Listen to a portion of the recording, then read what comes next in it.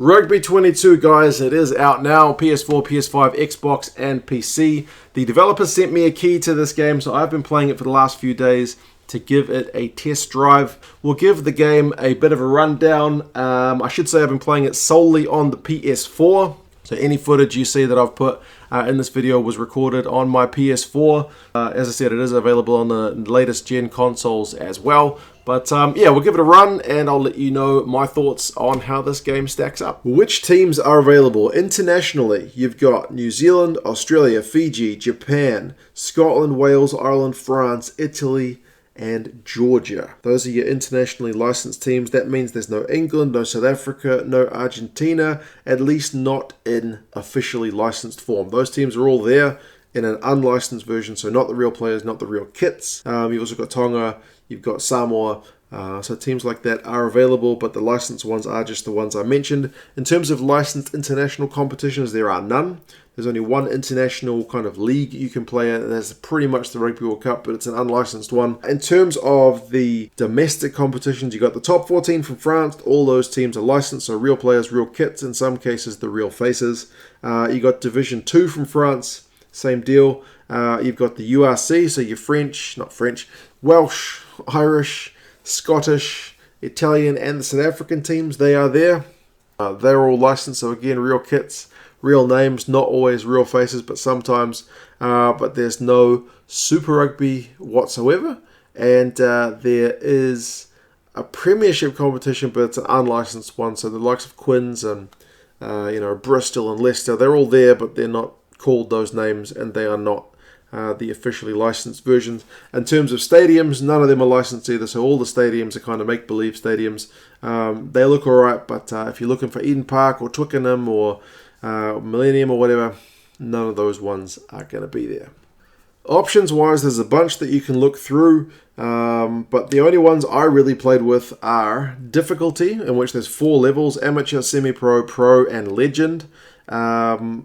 I say I only tried 3 because semi-pro was already very easy. You can basically win any kind of one-on-one contest and beat the AI. I played the whole World Cup without getting a point scored against me. Pro is a big step up from semi-pro, but it didn't take too long, at least for me, to kind of get into competitive matches with the AI. And Legend, I played 1 game. It is pretty hard. I literally spent one half of rugby only making tackles, but I feel like, again, if you play the game enough, you can probably get good enough to be competitive, at least against the AI. There's camera angles that you can change, so you can go front-on view, you can go side-on view, you can go quite close to the pitch, you can go quite far away. I tended to like playing quite far away because you can then see all the action, what the formations are like, where the gaps are, where's there's gaps in your own defense.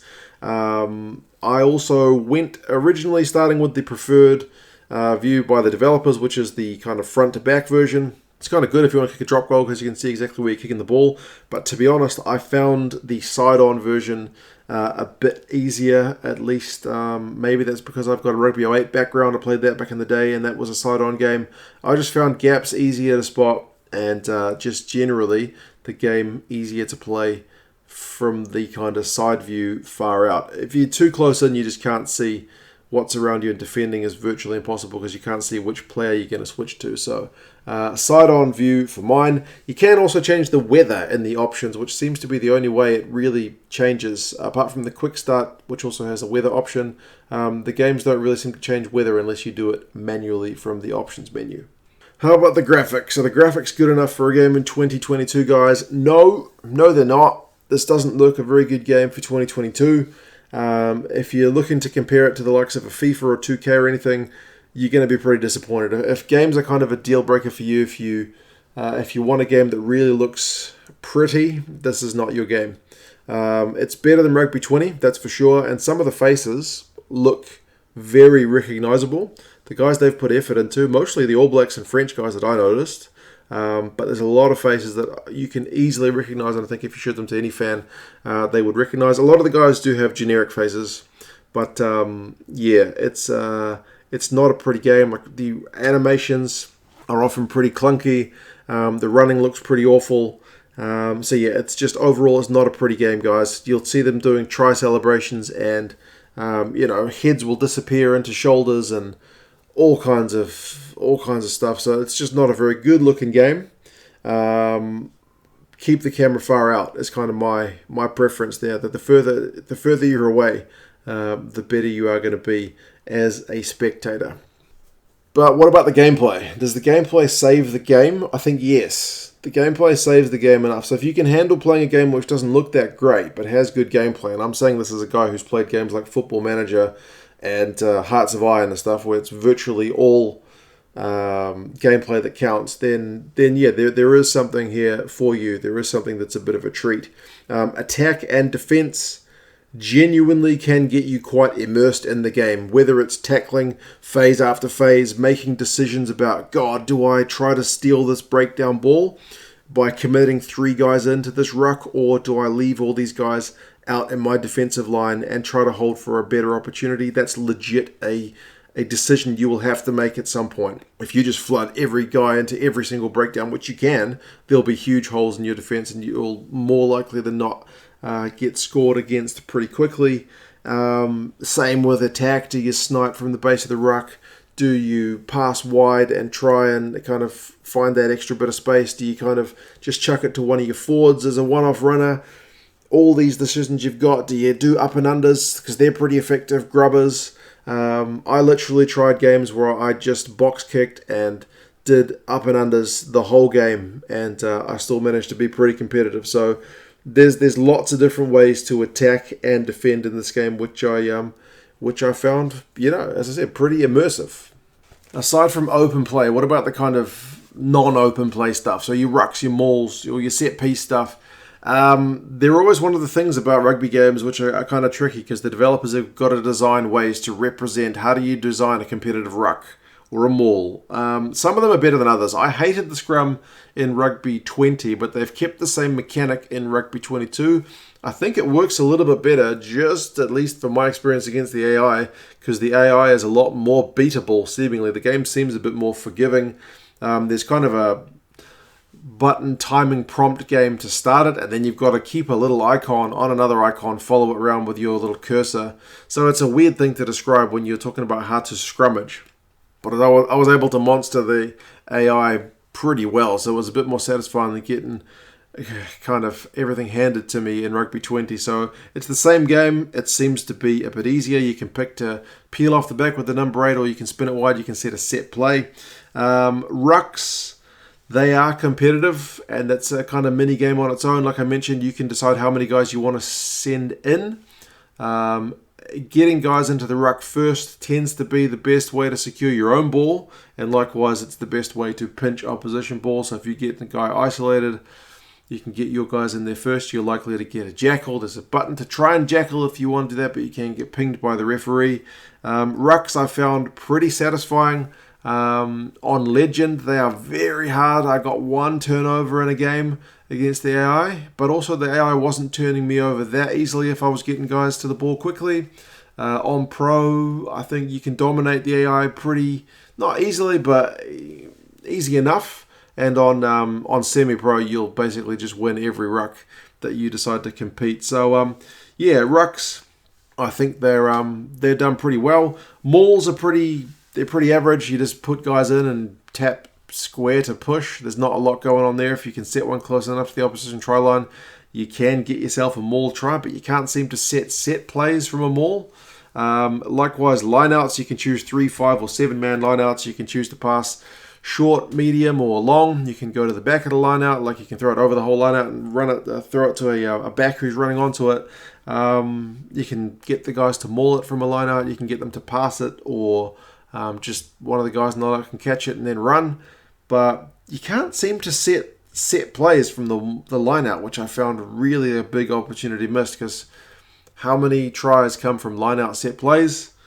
Millions in real rugby. So yeah, you need to have a bit of button timing to catch contested lineout balls, but again, against the AI, I think these ones were very competitive and very doable. Speaking of set plays, there are set moves you can set, like switches and dummy switches, and what was the one called? Springbok switch, and there's all these kind of plays where you can load up the play, and then you can, as long as you get the timing right, you pass the right direction at the right time, you guys will run onto the ball and execute the set move. I never really had them do much, and maybe I'm using them at the wrong times. But like I said, you can initiate them from from scrums and from rucks, but not seemingly from lineouts. And there's very few of them in the game because it's not like real rugby where you're often kicking the ball out or if you're often knocking it on. It's more like rugby league style where you run it and get turned over and then they run it, or if they kick it, they probably kick it long and you run it back to them. So there's not that much stopping. It's maybe the way World Rugby would love to see the game played with virtually no set piece time. But yeah, the set moves just never seem to fire for me. Maybe I need to use them more. But like especially at ruck time, I found myself, I want to get quick ball and attack before the opposition defense sets, rather than I want to stop and set a set play here as wait for all my guys to get in position and see if it pays off. Because it never seemed to pay off, at least the ones that I tried. Maybe that's one that if you kind of work out the right situations to use it, you can get it done. But like I said, I never really bothered. I was more likely to get a try from putting it up and under and getting one of my guys to run onto it than to set like some kind of dummy switch play.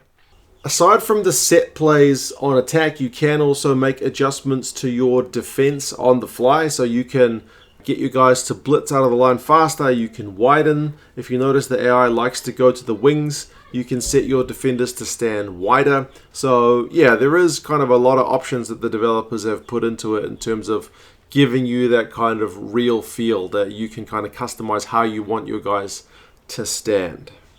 Goal kicking is the same as Rugby 20. There's wind, you pick a direction, you pick how much power, and there's a bit of timing involved, but yeah, I really like the goal kicking. I think it's a good balance of kind of a bit of skill and a bit of luck. Just like in Rugby 20, I think it works really well. Stats-wise, I think there's a big improvement from Rugby 20. Rugby 20 was using the Rugby Pass Player Index, and they were all over the shop. Some really good players were rated really badly.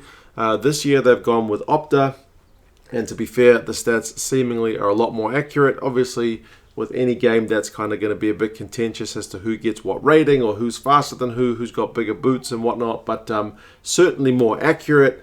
The main issue with the stats is more the positions. There's a lot of guys who can play multiple positions who've kind of been shoehorned into just the one. Like Damien McKenzie is solely a fullback in this game. And there's other examples, like there's loads and loads of guys who realistically play more than one position who are just put down with one position in this game.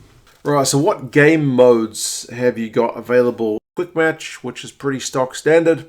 You've got leagues, which like I said has got the World Cup and the top 14 and whatnot.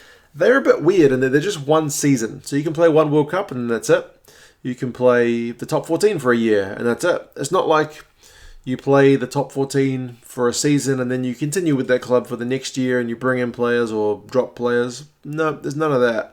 It's just one season. So if you wanted to get a Division 2 club from the D2 into the top 14, it's not going to happen. You just play that one season.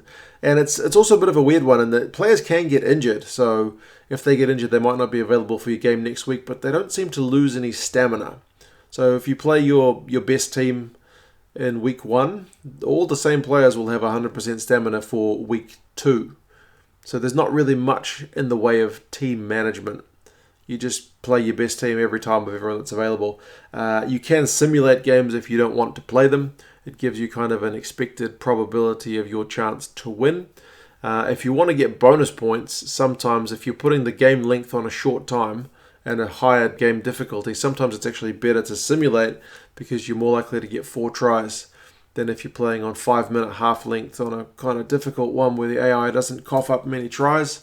3 is often easy to get, but sometimes 4 was a little bit tricky. But yeah, there's not that much going on in the leagues in terms of longevity. Once you've won the top 14, the D2, the URC and the fake Premiership plus the World Cup, there's not that much going on. And it's not like the game gives you great little videos or something. There's no video of Antoine Dupont lifting the Rugby World Cup. It just says you won the league, congratulations. So yeah, it's a bit anticlimactic, the old league modes. The one which probably does have the most longevity is the career mode, where you do get to design your own team. You pick a logo, you pick their uniforms or their kit, the color, the socks, the the shorts, the jersey.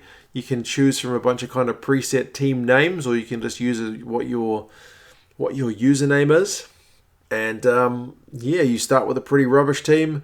You play the game. You can accumulate points. Those points, the in-game currency, can be used to open booster packs. You don't have to pay any real money for them, but you do have to pay the in-game currency. You open a booster pack, you get some more players, and then those players that you've got cards for can be added to your team. So that's the one mode where you're likely to get the most longevity, and that's one mode where if you have played a game between rounds, that you can play friendlies to get more money, but if you play your guys, they're going to be tired for the next game. So there is a little bit of that management aspect. You can train players individually, you can train the team, you can upgrade the facilities, all that kind of stuff. So in terms of more in-depth stuff to do, career mode is probably where it's at. You can get promoted from, the bottom division up. You can set your team's tactics, like do you want your fullback to be close up to the line? Do you want them to stand deep? Do you want them on drift, or do you the defense on drift, or kind of blitz defense? All that kind of stuff. So yeah, similar with Rugby 20, I think that's where the most longevity is in the game. Like I opened a pack and got James Lowe on my wing, and I was pretty chuffed because he became kind of my starting left winger amongst a team full of kind of no-hopers. And if you save up enough points, you can open a pack with some pretty big teams and stock your team full of All Blacks or whoever you want. So that's probably where you're going to get a bit more bang for your buck. I would love to be able to report on how the online mode goes, but I couldn't find an opponent. Admittedly, it was only the day after release, but I figured there might be a few people online trying to give it a try. I was trying it at about 8:50 p.m. New Zealand time, so there should have been a few Kiwis maybe online looking to give the game a crack online. I couldn't find an opponent after 10 minutes of trying, so I would say if you want to do online mode, you're probably going to be better off if you've already got a friend who's also got a copy of the game. You guys can just do a little private match. It's probably going to be more effective than trying to find a public game, because at least from my experience on PS4, I could not find an opponent for 10 minutes of waiting, so yeah, that was a little bit frustrating, but sometimes them's the breaks, and finding a game with a person is often more meaningful anyway. Or you can just play locally, which would probably be better, and then I would suggest using the side-on camera for that one to keep it fair as well. Any other extra little bits and bobs? There are kind of little challenges set throughout the game that you'll get alongside the kind of standard achievements. There's like little in-game trophies or rewards that you'll get, like once you've kicked the ball, you've punted it 100 times, or you've made 400 tackles, or that kind of thing throughout the game.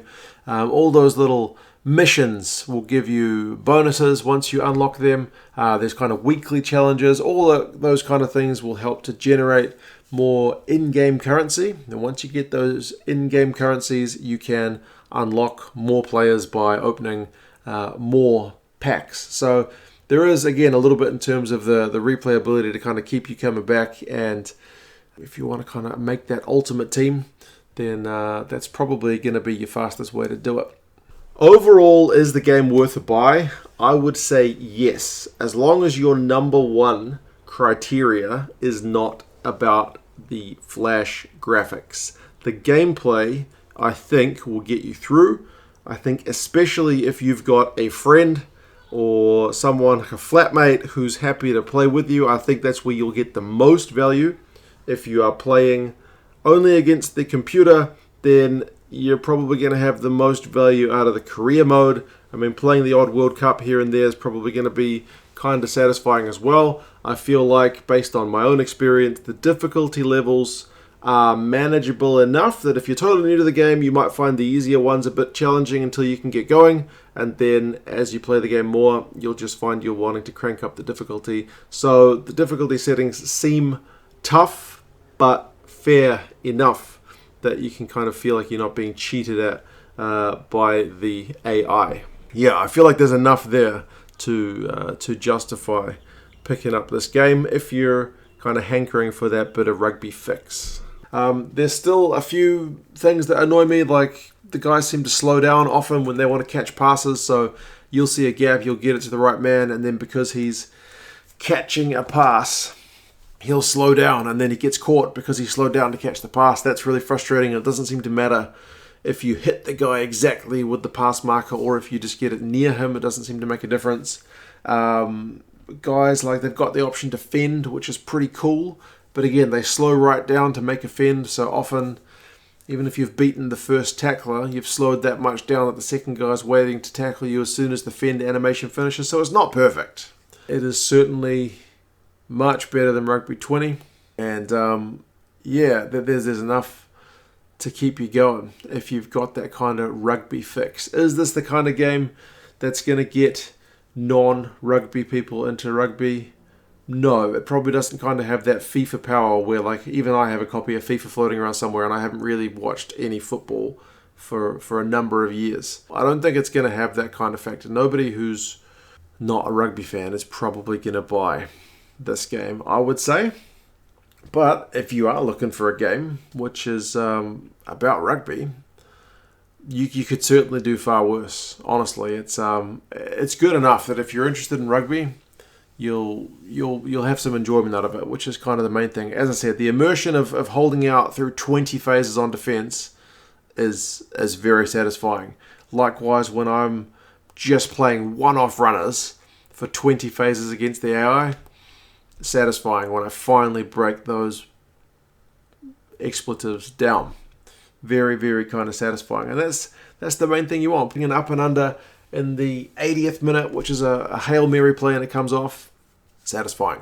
That's why you play games. It's for those moments that you can brag to your friends about and they don't care because it's only a video game. But yeah, overall, I would say if you're keen for a rugby game, you don't mind the graphics not looking too hot, yeah, it's pretty good. It's pretty good. I look forward to seeing how they can, if they keep making rugby games, if the progress continues from 20 to 22 like this, then yeah, it's kind of got a bit of a bright future, but we will see. You guys let me know your thoughts, and I'll talk to you guys again soon. Ben Kate, thanks very much for your help today. Goodbye, Nick. Can't wait to catch up at the next match.